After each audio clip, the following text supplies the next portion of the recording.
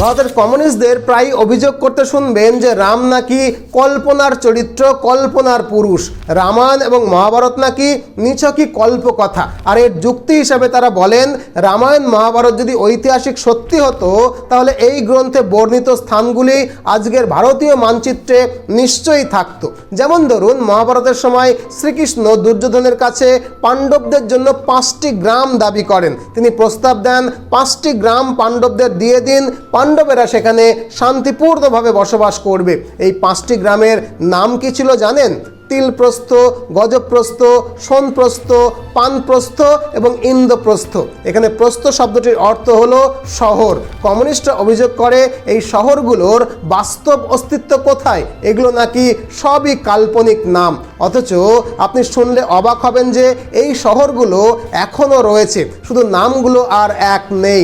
যেমন তিলপ্রস্থকে ফরিদাবাদ, গজপ্রস্থকে গাজিয়াবাদ, সোনপ্রস্থকে সোনিপত, পানপ্রস্থকে পানিপত এবং ইন্দ্রপ্রস্থকে দিল্লি নামকরণ করা হয়েছে।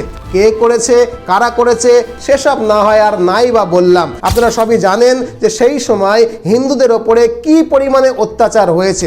এমনকি এই সেদিন পর্যন্ত অযোধ্যার নাম ছিল ফৈজাবাদ। বুঝতে পারছেন? শুধু অযোধ্যা নয়, সারা ভারতবর্ষ জুড়ে এই নাম পরিবর্তনের তাণ্ডব চালানো হয়েছিল এক সময়।